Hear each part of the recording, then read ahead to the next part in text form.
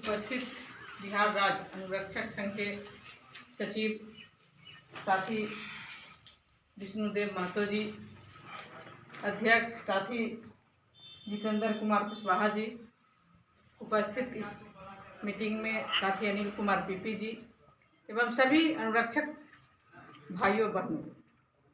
साथियों, हमारे साथी बहुत देर से अपनी बातों को सभी अनुरक्षक साथी ने बता रहे थे।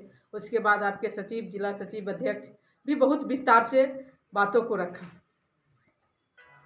हमें पूरा याद है 2016 में जब चुनाव हुआ, उसके बाद बिहार की सरकार नल जल 7 निश्चय योजना को निकाली सरकार, और उस 7 निश्चय योजना में आपका जो यह नल जल योजना है उसको भी यह सरकार ने लाया। ठीक है, सरकार लाया। उस समय चर्चाएं चल रही थी कि जो नल जल बनेगा उसके बाद जिनके जमीन में बनेगा वे जमीन दाता जो होंगे वे उसका संचालक होंगे और वे सब दिन के लिए संचालक रहेंगे।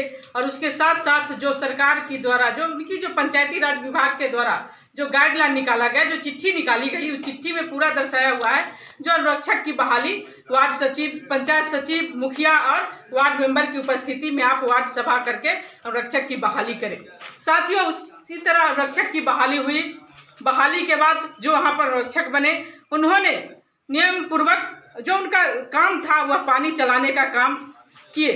2019 में सभी लोगों का बहाली हुआ। कहीं पर 18 में ही बन के तैयार हो गया था नल जल, कहीं में 19 में, 20 में, इसी तरह बना, तैयारी हुआ।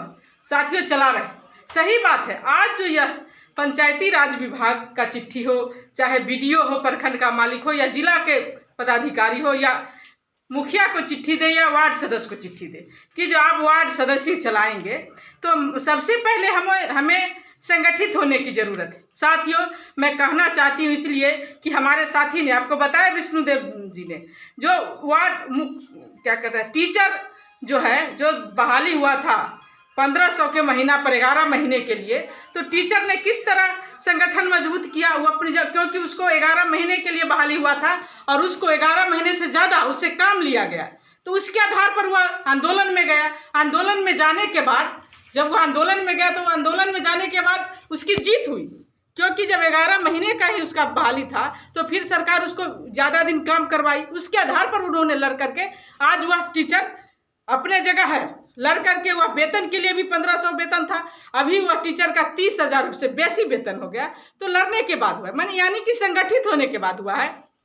ठीक है, हमारा लड़ाई देर से ही सही शुरू हुआ है, लेकिन हमें संगठित होने की ज़रूरत है। अगर हम संगठित नहीं होंगे, 2, 4, 10 माने जुट कर अगर हम रह जाएंगे तो हमारी लड़ाई कामयाब नहीं होगी, हम लड़ाई को नहीं लड़ पाएंगे। इसलिए सबसे पहले मैं आप लोगों से कहना चाहती हूँ, जो हमारे साथी नहीं आए हैं उनसे भी आप लोग जाके मिलिए और संगठित होइए। साथियों, क्योंकि सिर्फ शिक्षक ही नहीं, आंगनवाड़ी के बारे में कहें, रसोइया है, आज स्कूल में जो रसोइया भोजन बनाती है उसको देख लीजिए आप, वह भी उसको भी 1000 का महीना मिल रहा था, उसको भी जो है सो 12 महीना में 10 महीना का वेतन मिलता है। वो आज लड़ करके 2000 पर गई है रसोइया। माने जब तक आप नहीं लड़िएगा तब तक यह होने वाला नहीं है।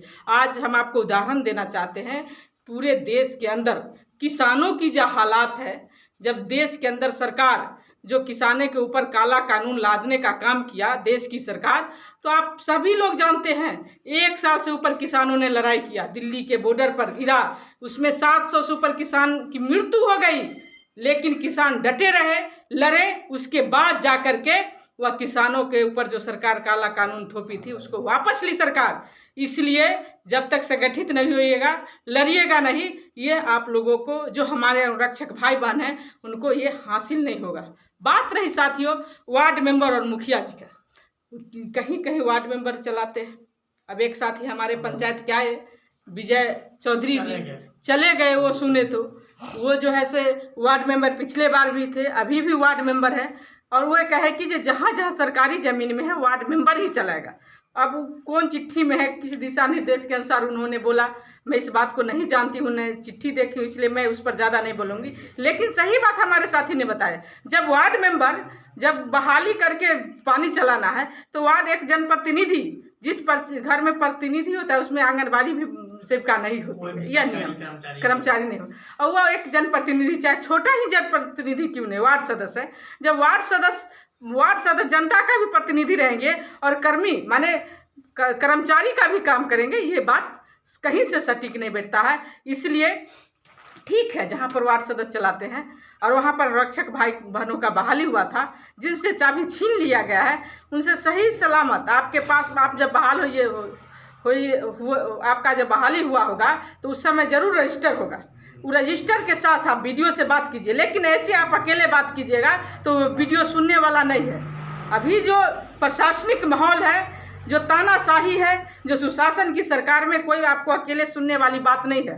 इसलिए आप संगठित होकर ठीक है कार्यक्रम के माध्यम से आप जाइए, आप एक आंदोलन को तय कीजिए, अभी आप आंदोलन का तिथि और समय निर्धारित कीजिए, उस तिथि पर आप आंदोलन कीजिए, आंदोलन में जाइए और उसमें आप रजिस्टर लेके बजावते जाइए। जिनको चाबी छीन लिया गया है, जिनको कहा जाता है कि जब अनुरक्षक नहीं है, हमको बीडीओ साहब कहे हैं कि आप वार्ड मेंबर चलाएगा, आप लेके जाइए रजिस्टर बजावते और बताइए, जो लेटर है उस लेटर को लेके जाइए और बताइए इस लेटर और इस रजिस्टर के आधार पर मेरा बहाली हुआ था, उसके आधार पर मैं अनुरक्षक हूँ, रहूँगा। जब तक यह सरकार इस योजना को ख़त्म नहीं करती है तब तक हम रहेंगे, पानी चलाएंगे और सरकार से जो हमें लड़ना होगा, जो सरकार का दिशा निर्देश है, उससे हम लड़ने के लिए हम लोग अनुरक्षक तैयार हैं। इस तैयारी के साथ आप जाइए, आप छीट फूट होके जाइएगा, कागज घर पे छोड़ दीजिएगा तो ये ऐसे होने वाला नहीं है साथियों। आप तैयारी के साथ जाइए। और जहाँ तक वार्ड मेंबर और अनुरक्षक की लड़ाई होती है तो कहीं ना कहीं उसमें